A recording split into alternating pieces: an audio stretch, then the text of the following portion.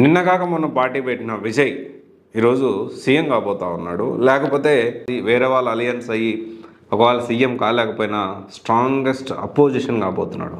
Mostly CM అవుతాడని ఆశిద్దాము.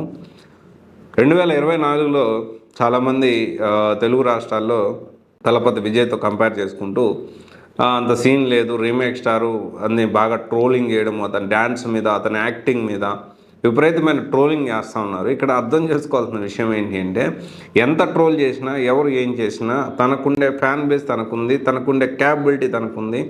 ఎగతాళి చేసిన వాళ్ళందరూ ప్రతిసారి కూడా తన కెరియర్ స్టార్ట్ నుంచి కూడా ట్రోలింగ్ గురవుతానే వచ్చాడు. ఈరోజు 2024లో పార్టీ స్థాపించి, టీవీకే అనే పార్టీని స్థాపించి దాదాపు 200 ధైర్యంగా ఒక్కడే సింగిల్గా పోటీ చేసి 230 సీట్లకు గాను దాదాపు 107 సీట్లు గెలిచాడు. గూస్ బంప్స్ వస్తూ ఉన్నాయి, నాకు చెప్తుంటేనే గూస్ బంప్స్ వస్తూ ఉన్నాయి. ధైర్యంగా పోటీ చేశాడు, గెలిచాడు.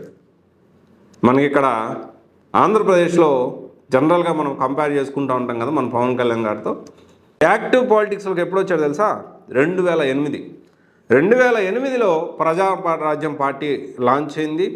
ప్రజారాజ్యం పార్టీలో యాక్టివ్గా పవన్ కళ్యాణ్ గారు ఉన్నారు. ఆ తర్వాత 2009లో ఎలక్షన్స్కి వెళ్ళడం, 18 సీట్లు రావడం అప్పుడు చిరంజీవి గారికి. ఆ తర్వాత చూసుకుంటే 2011లో పార్టీ అమ్మేయడం, అంటే విలీనం చేసేయడం, ఆల్మోస్ట్ అమ్మేయడం అనుకోవచ్చు, విలీనం చేసేయడం, అమ్మడం జరిగింది ప్రజారాజ్యం పార్టీ. తర్వాత 2014లో జనసేన పార్టీ పెట్టడం, పార్టీ పెట్టిన తర్వాత పొత్తు అలయన్స్ 2020 ఒక సీట్ గెలిచారు. ఓవరాల్ జనసేన 2 చోట్ల పవన్ కళ్యాణ్ పోటీ చేస్తే పవన్ కళ్యాణ్ గారు 2 చోట్ల ఓడిపోవడం జరిగింది. 2024లో మొత్తం అందరూ కలిసి బీజేపీ కూటమి ప్రభుత్వం, బీజేపీ, టీడీపీ, జనసేన, ఇంకా అదర్ పార్టీస్ కూడా అందరూ కలిసి వాళ్ళ ఓన్ సిస్టర్ కూడా అగైనెస్ట్గా అయ్యి కాంగ్రెస్లో చేరి ఒక్కడిని ఓడించడానికి ఇంతమంది కలిసి వెళ్ళారు. సరే, అతను గొప్ప తక్కువ జగన్ గారు అనేది నేను ఇక్కడ మాట్లాడట్లేదు అప్రస్తుతం. కానీ ఇంకెప్పుడు సింగిల్గా పోటీ చేసి ఆ ధైర్యం ఎప్పుడు వస్తుంది పవన్ కళ్యాణ్ గారికి అని చాలామంది, ఎందుకు మన పవన్ కళ్యాణ్ గారు సింగిల్గా పోటీ చేయలేకపోతున్నాడు, ఇంకో 15 సంవత్సరాలు మేము ఇంకా ఊడికమే చేస్తాం, ఇంకో 15 సంవత్సరాలు నేను కూటమి ప్రభుత్వంలోనే ఉంటాము, మీరు అందరూ దానికి అడ్జస్ట్ అయిపోవాలి అని మాట్లాడుతూ ఉన్నారు చాలా మీటింగ్స్లో వాటిల్లో. మొన్నటిదాకా బాబు గారు సీఎం, బాబు గారు అయిపోయిన తర్వాత చిన్నబాబు గారు సీఎం. మరి ఇప్పుడు పవన్ కళ్యాణ్ గారి వ్యక్తిగత విషయం అయితే సరేలే, ఆయన చాయిస్ అనుకోవచ్చు. కానీ ఆయన నమ్ముకొని కొన్ని లక్షల మంది, కొన్ని కోట్ల మంది అభిమానులు ఓట్లేసి గెలిపించి ఆయన అండదండలుగా ఉండే వాళ్ళ పరిస్థితి, వాళ్ళ మనోభావాలు ఏంటి, వాళ్ళ పర్సనల్ ఫీలింగ్స్ ఏంటి? పవన్ కళ్యాణ్ గారు సీఎం అవ్వాలని ఉండదంటారా? ఎందుకని ఆ దిశగా అడుగులు వేయలేకపోతుంది జనసేన? లేకపోతే పవన్ కళ్యాణ్ గారు ఎందుకు ఆ విధంగా అడుగులు వేయలేకపోతున్నారు?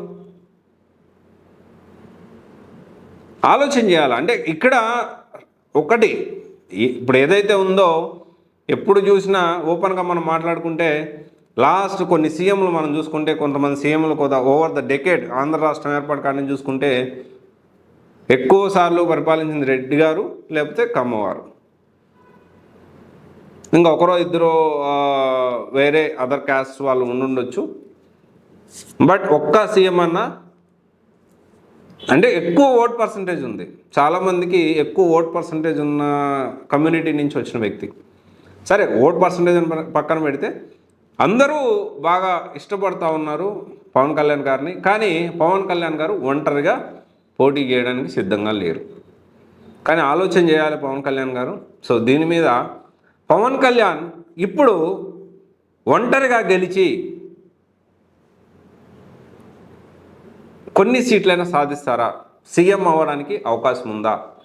ఎందుకంటే ఇప్పుడు అంతా జెన్జీ కిడ్స్ వచ్చేసారు. పవన్ కళ్యాణ్ ఫ్యాన్స్ ఎవరైతే ఉన్నారో, పవన్ కళ్యాణ్ ఫ్యాన్స్ అందరికీ ఓటు హక్కు వచ్చింది. ఖచ్చితంగా గెలిపిస్తారనుకుంటున్నా. సరే, మీరు కామెంట్ రూపంలో తెలియజేయండి. పవన్ కళ్యాణ్ సరే వచ్చి సింగిల్గా వచ్చి పోటీ చేసే ధైర్యం ఉందా? ఆలోచన చేస్తారా? వస్తే గెలుస్తారా? Thank you.